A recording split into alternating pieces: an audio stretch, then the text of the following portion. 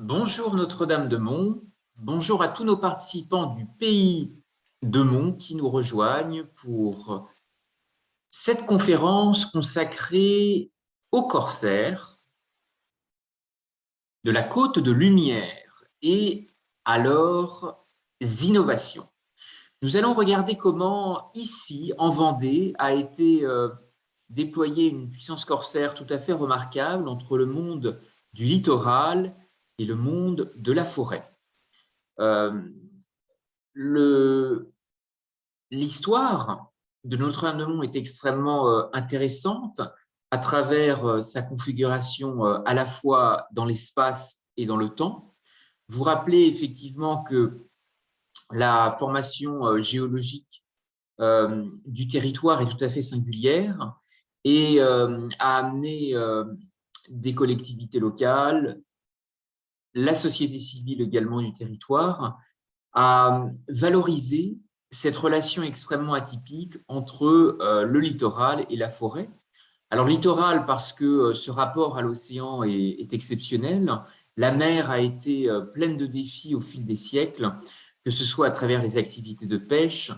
les tensions qui ont pu aussi exister lors de guerres et bien entendu les innovations qui vont amener les hommes à se dépasser et à affronter à la fois les éléments mais aussi les grands jeux d'acteurs. Alors vous avez ici une vieille carte, une cartographie dynamique qui vous permet de bien comprendre l'évolution aussi géologique du territoire et comment finalement l'économie bleue, l'économie circulaire qui se développe autour de Notre-Dame-de-Mont s'inscrit, s'enracine profondément dans la grande richesse du sous-sol, de la géologie et de la formation récente du territoire, de cette commune née de la mer, adossée au marais, protégée par un cordon dunaire, forestier, et qui a vu son économie se tourner du marais vers l'océan. Ce qui est tout l'intérêt d'aborder les corsaires aujourd'hui, puisqu'on va étudier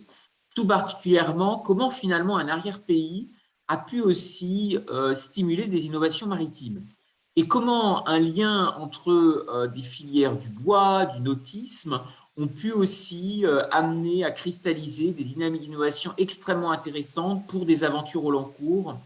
pour permettre aussi à des navigateurs de mieux se projeter en mer, permettre à des marins d'affronter aussi les éléments, les mers. Et donc, nous allons nous projeter à la fois dans l'histoire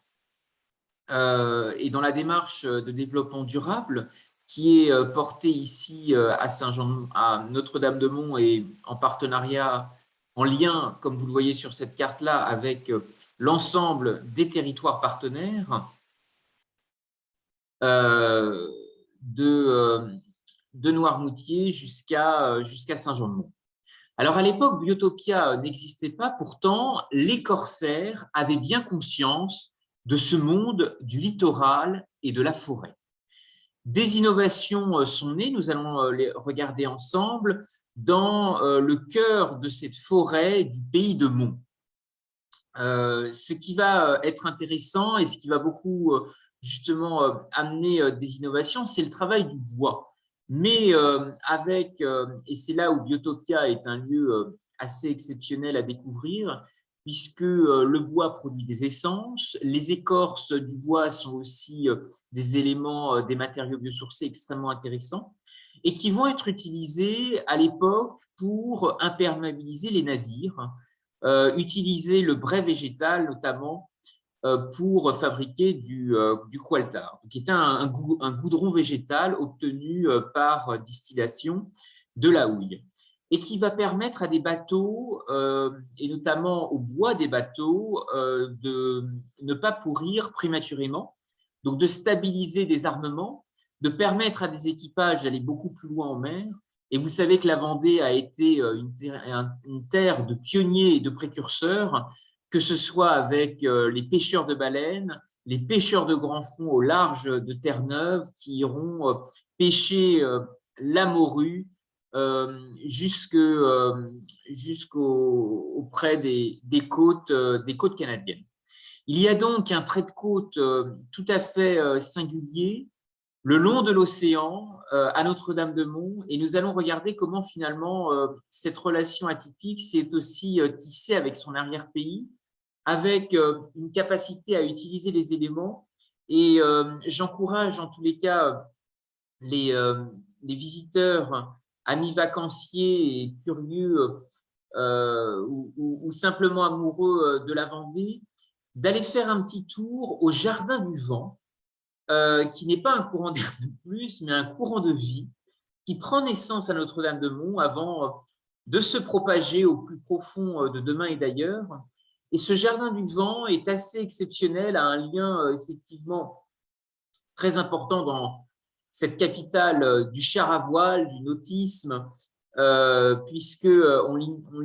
y apprend grâce à des artistes dans un écrin tout à fait original autour d'un vieux moulin, que le vent sait faire de belles choses si l'on sait s'intéresser à lui. Et encore une fois, les navigateurs, les corsaires seront aussi extrêmement conscients de ce potentiel, potentiel du vent, potentiel des énergies marines, du bois, et un enjeu qui va aussi très largement intéresser les corsaires, c'est cette approche sensible de la distance, ce rapport au temps. Et on va regarder précisément comment finalement les corsaires ont aussi développé des innovations dans le domaine du savoir-faire horloger. Vous savez qu'aujourd'hui, des innovations se développent en matière d'horlogerie en utilisant des matériaux biosourcés, en imaginant avec cette dextérité du travail bien fait, de la créativité, de cette rencontre entre l'art, la technologie et la technique. Eh bien, vous avez ici un exemple tout à fait intéressant de montre composée de filets de pêche recyclés et de biopolymère végétal, ce qui montre que finalement, on peut utiliser aujourd'hui des matériaux biosourcés, on peut construire la Vendée de l'économie circulaire comme Notre-Dame-de-Mont est aujourd'hui une référence avec Biotopia. Et je vous invite à découvrir une marque de montre tout à fait originale, marque française qui s'appelle Awake et qui produit des montres avec des filets de pêche recyclés. Alors, ce savoir-faire est utilisé notamment depuis les mers du Nord danoises, recyclé et transformé en laboratoire. Et c'est une combinaison parfaite entre revalorisation de déchets plastiques et performance d'une marque française qui pourrait certainement intéresser de nombreux porteurs de projets innovants en Vendée. Alors, les corsaires ont-ils été eux aussi les bâtisseurs d'un nouveau monde? Puisque vous savez que depuis de simples abris, de simples havres protégés, des marins, des pêcheurs vendéens, bretons, normands et d'autres régions littorales de l'arc atlantique et de l'arc Manche vont se reconvertir et participer à de grandes aventures corsaires, s'investir également dans de grandes expéditions maritimes vers le Nouveau Monde. Alors à l'époque, c'est la découverte de l'Amérique du Nord, de nouveaux axes maritimes qui permettent aussi d'étendre des territoires de pêche, de permettre aussi à des pionniers de développer de nouvelles migrations vers le Nouveau Monde, le Québec. Nous avons aussi dans les chemins de mémoire de la Vendée beaucoup de pionniers vendéens qui se sont établis en Nouvelle-France pour développer des comptoirs aux côtés de la migration normande et bretonne qui a été aussi très forte. Et puis l'Acadie aussi, qui est une histoire qui relie la Vendée, mais aussi La Rochelle et le port de Nantes. Alors, les corsaires, il est important de bien différencier le périmètre des corsaires et celui des pirates. Les corsaires interviennent dans le cadre d'une guerre très particulière qui est la guerre de course, avec un règlement des prises qui a été établi avant chaque course entre les membres de l'équipage, suivant leur rôle respectif, avec l'amirauté qui touchait environ 8% des prises, l'équipage à peu près un tiers, et l'armateur l'armateur qui prenait le plus de risques. Et ce preneur de risques touche les 2 tiers, finalement, des butins obtenus. L'armateur qui, bien sûr, s'intéresse au monde du bois, parce que ces bateaux, ces armements ont besoin de s'appuyer, certes, sur le littoral, mais aussi sur la forêt, ce qui montre effectivement tout l'intérêt aujourd'hui avec Notre-Dame-de-Mont, avec Butopia, avec la démarche de développement durable qui est développée aujourd'hui. La légitimité, ce qui formalise par écrit la relation des corsaires dans leur mission, c'est une lettre de marque. Cette lettre de marque est une autorisation officielle délivrée par le roi ou la République ou tout autre régime qui délivre à un armateur ou un commandant de navire une autorisation d'aller en période de guerre. La lettre de marque, la guerre de course, c'est une activité de guerre qui consiste finalement à suppléer à des marines privées le soin de récupérer des butins sur les activités, les routes maritimes et surtout déstabiliser des marines de puissance adverse. Alors on pense directement à l'Angleterre, mais c'est aussi en Europe du Nord, les Hollandais, en fonction des aléas qui vont se développer et des jeux d'alliance. Le rôle des corsaires, c'est aussi d'escorter des marines. Ici, vous avez une très belle gravure aux portes de Brest qui nous permet peut-être de nous poser la question à quoi servaient les corsaires. Les corsaires jouent un rôle extrêmement important pour escorter les marines marchandes, pour permettre de développer de nouveaux débouchés, encourager des axes maritimes en océan Atlantique, mais aussi en mer Méditerranée. Vous savez que les corsaires ont aussi beaucoup essaimé avec Barberousse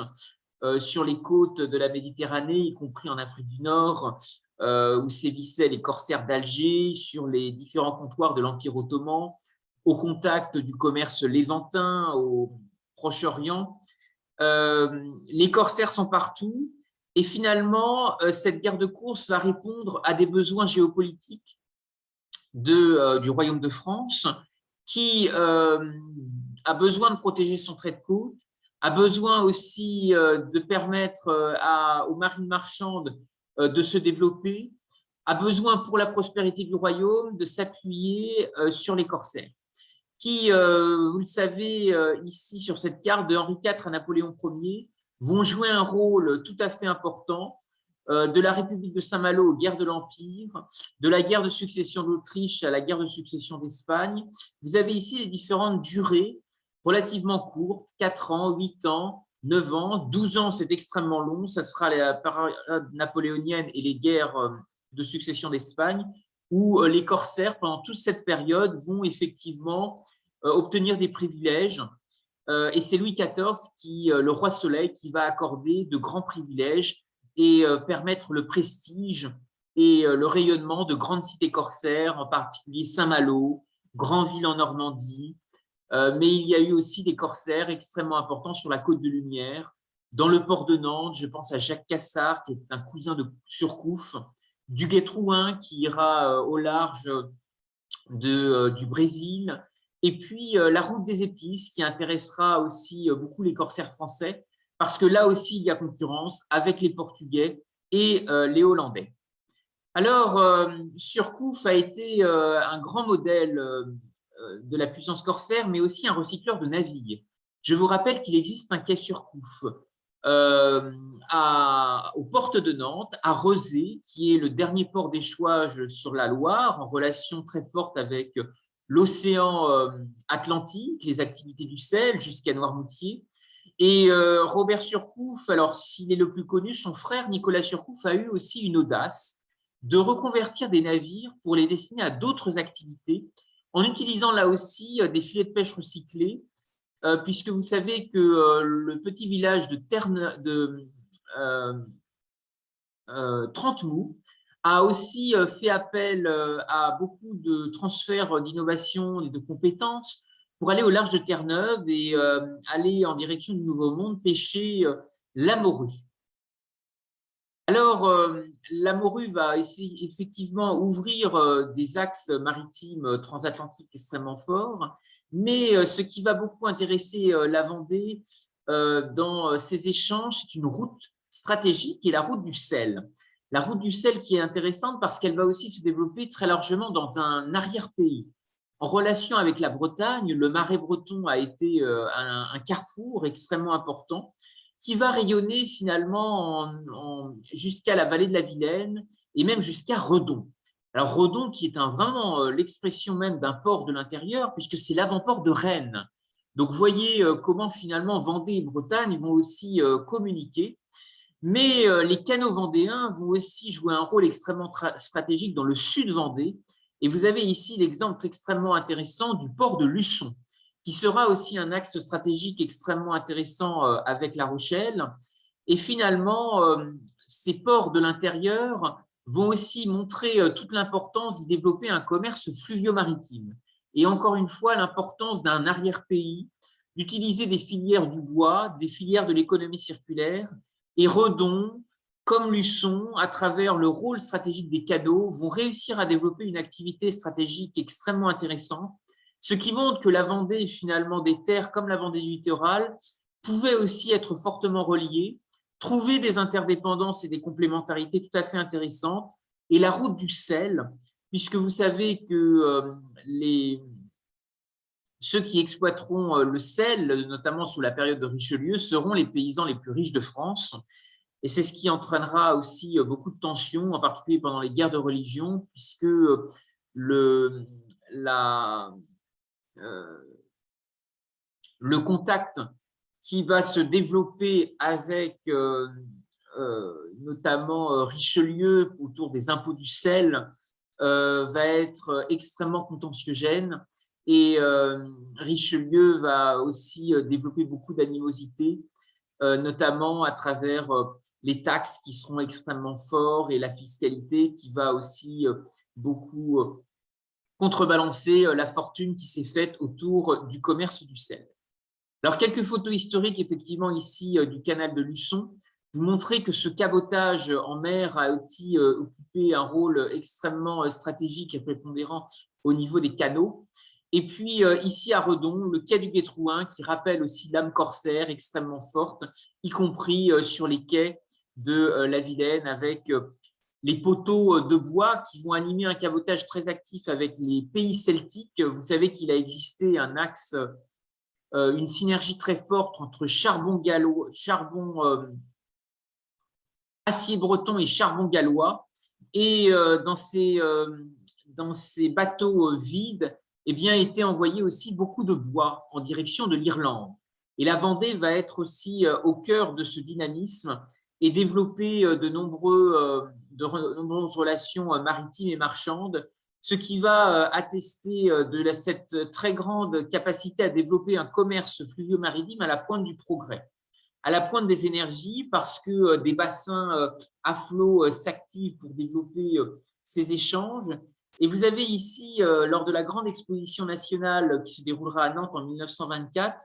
eh bien, des innovations qui se développent, la fée électricité qui va aussi beaucoup révolutionner le travail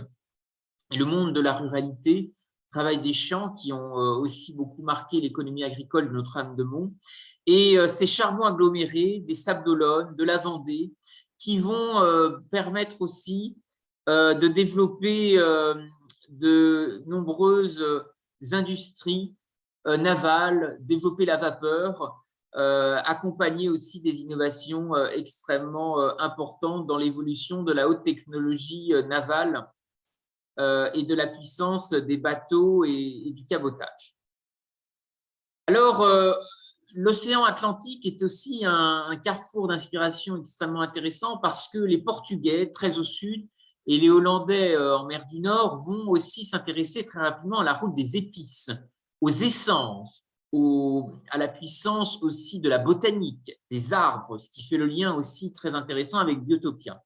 Et les Hollandais en particulier vont s'intéresser à ce commerce très prospère des épices et aller en direction d'un pays à l'époque qui est le seul producteur au monde à développer la culture du café. Et ça sera la route du Moka. qui va aussi beaucoup intéresser des marchands, des expéditions maritimes, en particulier qui partiront de Saint-Malo, et qui vont inspirer effectivement des liens tout à fait atypiques vers l'océan Indien, où là aussi beaucoup d'épices et d'écorces d'arbres, de pigments vont attirer la convoitise et développer un commerce tout à fait intéressant en impliquant aussi les corsaires sur peut-être les traces d'une route que Venise a bien connue, a explorée sur les pas de Marco Polo, qui est bien entendu la route de la soie. Ce commerce aussi,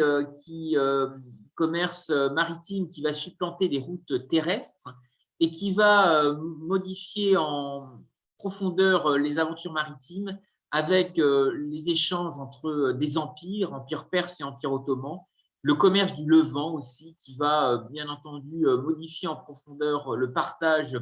de la prise de risque, avec Venise qui va être un incubateur du capitalisme mondial, puisque ces grands marchands du commerce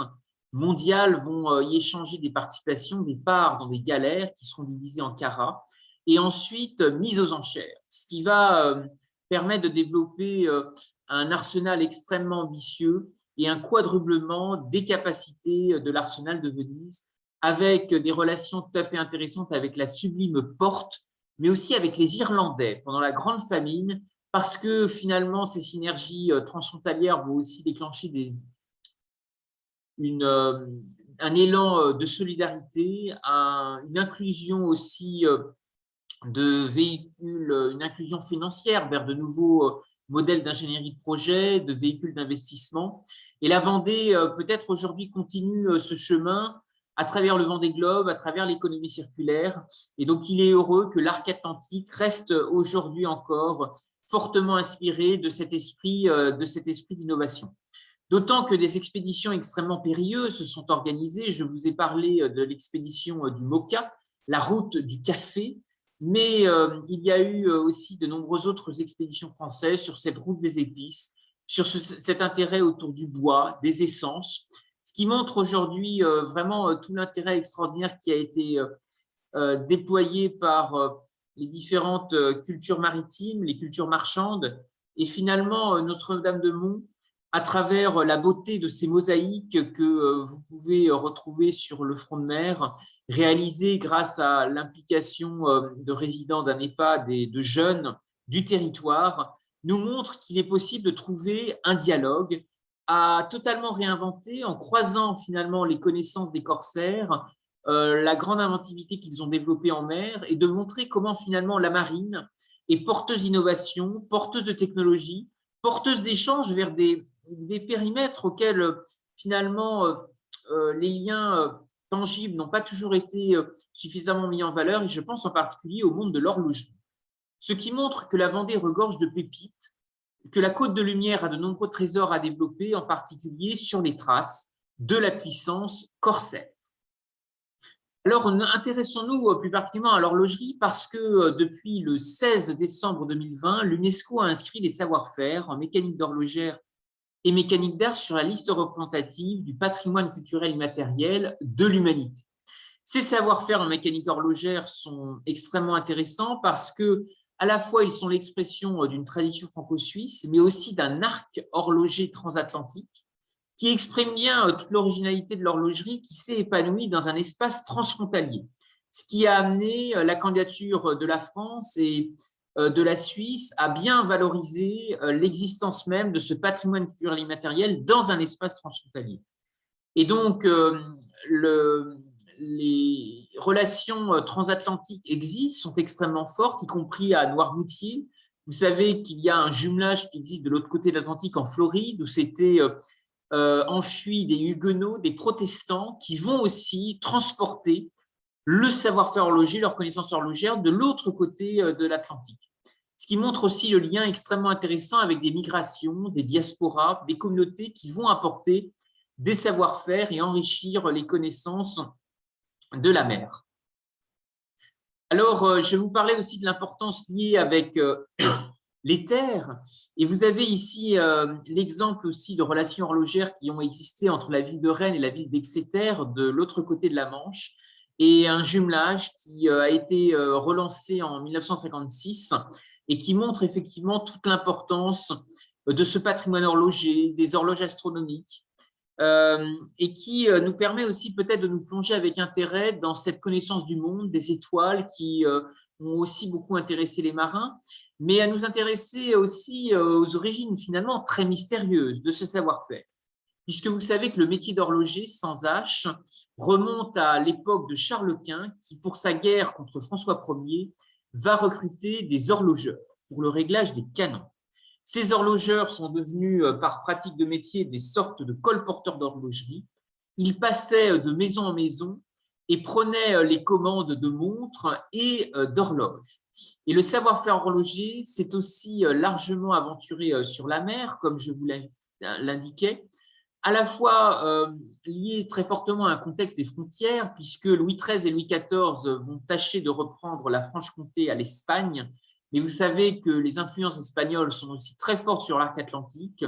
qu'il y a eu aussi des liens qui se sont développés, pas seulement en Franche-Comté, mais aussi en relation avec la Bretagne, la Loire-Atlantique et la Vendée,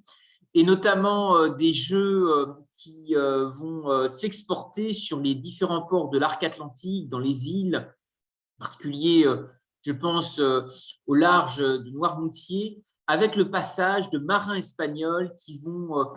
faire transporter des jeux, notamment des jeux de cartes, qui, en particulier l'alouette, le jeu de la vache, qui va être très pratiqué par des marins de l'ensemble de l'arc atlantique et de l'ouest de la France. Peut-être qu'en Vendée, il est connu, ce jeu de cartes est aussi connu. En tous les cas, la Vendée, grande terre de nautisme, s'est aussi approprié des avancées techniques très intéressantes, puisque les horlogers, à partir de la seconde moitié du XIXe siècle, vont pouvoir concevoir des mécanismes de propulsion de torpilles marines, des fusées à retard programmé, des projectiles d'artillerie.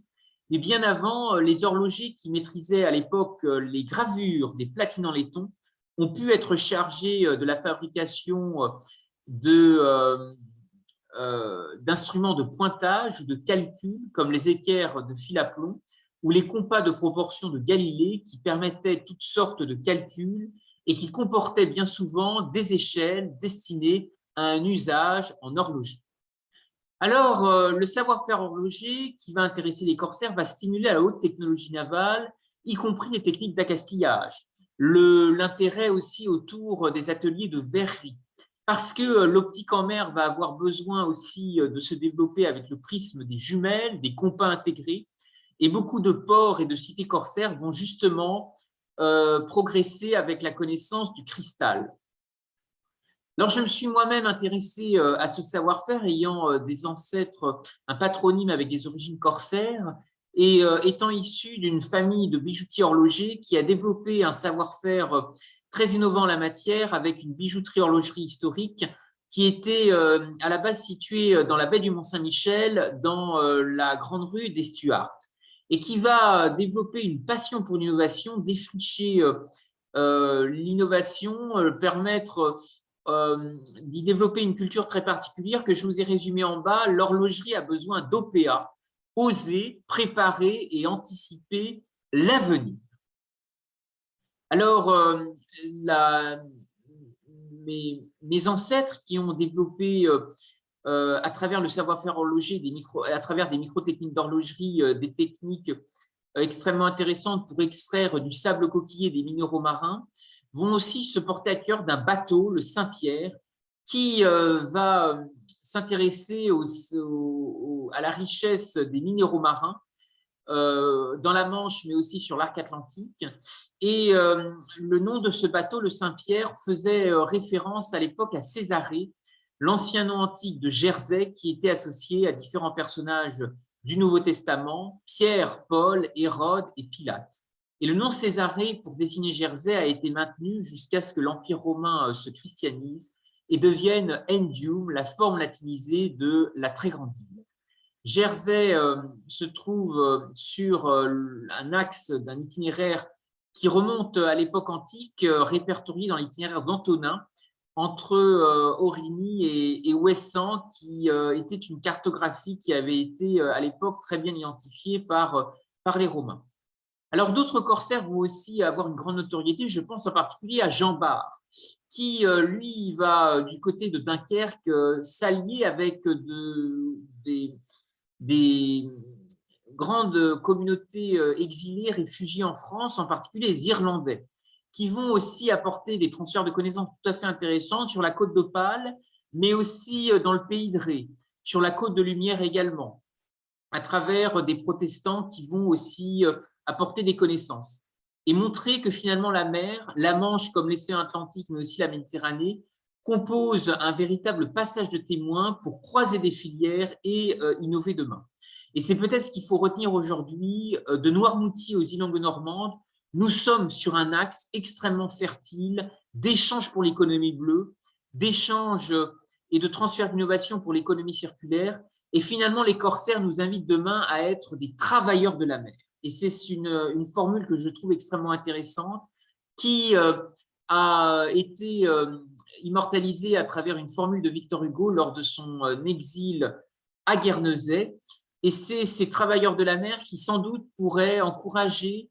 à développer demain un parcours de l'horlogerie imaginaire à Notre-Dame-de-Mont, en relation avec ses territoires partenaires, en relation avec Biotopia, en relation avec le Jardin du Vent, parce qu'il est possible de voyager dans les traces des corsaires à l'image d'un souvenir rapporté d'un voyage ancien.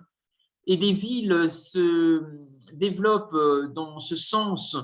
des programmes tout à fait atypiques. Je voudrais à ce titre vous signaler ce qu'a développé la ville de Strasbourg à travers l'industrie magnifique. L'industrie magnifique qui vise à faire renaître des vieux métiers, des grands savoir-faire en matière de compétences, de techniques, d'innovation, à la croisée de l'art, des technologies et des sciences. Et peut-être que la Vendée pourrait aussi développer finalement ce grand passé d'innovation en s'appuyant aussi sur ces filières ultramodernes qu'elle a développées d'approvisionnement avec le gros sel de Noirmoutier, s'inspirer peut-être de tiers-lieux maritimes, comme celui qui est développé à Lorient, dans le golfe du Morbihan, qui vise à reconvertir d'anciens châteaux du XXIe siècle au cœur de la rade de Lorient, la ville aux 5 ports, en un projet extrêmement ambitieux de reconversion à travers un tiers-lieu maritime qui va accueillir de nouvelles activités. Et peut-être qu'aujourd'hui, finalement, de grandes capitales, et je pense à Paris, qui a aussi un grand vaisseau de proue avec la Fondation LVMH, qui est propriétaire d'une grande marque d'horlogerie qui est Zénith, qui a été aussi développée par les activités de détail de mon arrière-grand-père, Théophile Ognonnet, bijoutier horloger, qui était également un détaillant Zénith. Eh bien, voyez que ce vaisseau de proue, à la croisée de l'avenue du Mahatma Gandhi et du Jardin d'Acclimatation à Paris, est aussi un formidable écrin pour imaginer demain une relation atypique avec la mer, avec les connaissances des sciences, d'autant que le mouvement encyclopédique est aussi le point de départ du pavillon France de l'exposition universelle de Dubaï qui va démarrer en septembre 2021. Cet espace est aussi un espace dédié à une définition très importante du progrès qui est liée très largement aux avancées maritimes, aux avancées horlogères, à travers la thématique principale du pavillon France à Dubaï, qui est ce thème de la lumière, qui est à la fois lié à le pavillon lumière, mais aussi les innovations de la lumière, au sens des innovations techniques, nées à Lyon avec l'électricité. Et donc, la lumière, finalement, l'espace de ce pavillon a un projet muséographique tout à fait innovant à travers une encyclopédie qui est mise en valeur, qui est l'encyclopédie de Diderot et d'Alembert, dictionnaire raisonné des sciences, des arts et des métiers. Alors, l'histoire horlogère, effectivement, a été très fortement reliée aux philosophes qui s'y sont beaucoup intéressés. Vous savez que Voltaire avait lui-même une manufacture royale à Ferney et qu'il s'est pris d'admiration pour les grandes aventures maritimes, y compris des corsaires, en écrivant des textes tout à fait intéressants autour de ces hommes, je cite, entreprenants, qui auraient l'anguille inconnue dans leur patrie et qui se placent et s'élèvent d'eux-mêmes dans ces pays lointains où l'industrie est rare et nécessaire. Les Mahé de la Bourdonnais, les Duquesne, les Barre, les Duguay-Trouin, ces Français capables de faire beaucoup avec peu et aussi intelligents dans le commerce que dans la marine, ces hommes à la fois négociants et guerriers vengeront l'honneur du pavillon français en Asie. Alors, nous sommes dans une actualité tout à fait intéressante en 2021 puisque nous célébrons aussi le tricentenaire des lettres persanes de Montesquieu. Montesquieu est un philosophe qui s'est beaucoup intéressé au savoir-faire de la mer, de la forêt, à travers les cordages, qui étaient des besoins très importants pour la marine, et qui va défendre aussi de manière très intéressante le rôle des cordiers, des charpentiers de marine. Et vous savez que ces cordiers ont un rôle tout à fait intéressant, étaient à la fois très marginalisés parce qu'ils étaient assimilés à des lépreux, ou à des descendants de lépreux. Pourtant, l'habileté manuelle qui était requise a permis aux cordiers de bénéficier de conditions matérielles tout à fait favorables. Et certains cordiers ont même fait fortune. Vous savez que des activités, il existe toujours aujourd'hui la corderie royale de Rochefort, mais on peut retrouver sur la Côte de Lumière, jusqu'au même dans le sud Vendée, des savoir-faire tout à fait intéressants autour des cordages, puisque les connaissances en matière du nautisme, la haute technologie navale, s'est aussi beaucoup appuyé sur ce savoir-faire qui intéressait bien entendu les corsaires. Alors, j'ai voulu réaliser un petit ouvrage qui s'appelle « Les avatars » de la Grande Rue des Stuarts, qui vous permet aussi de découvrir la grande richesse des liens entre corsaires et savoir-faire horloger. Comment finalement des techniques ont pu être développées, comment des innovations ont pu se croiser, se rencontrer, et comment finalement la mer est aussi une invitation à l'étonnement, à explorer de nouvelles opportunités, à être aussi un rassemblement autour de créations partagées. Et je crois que Notre-Dame-de-Mont invite, à travers son écrin participatif tout à fait exceptionnel, avec Biotopia, avec le Jardin du Mont, avec ce monde exceptionnel du littoral et de la forêt, à nous projeter dans un rapport au monde, au développement durable, à la mer, tout à fait intéressant, créatif, qui peut amener demain des artistes, des porteurs de projets innovants, des jeunes entrepreneurs à innover, à imaginer et à fabriquer du futur. Je voudrais vous remercier à tous pour votre attention et vous encourager à nourrir le débat, nourrir des échanges à travers la discussion qui va s'ouvrir maintenant avec l'ensemble des participants de la Côte de Lumière. Merci Notre-Dame-de-Mont pour s'intéresser à ce sujet si passionnant, si captivant.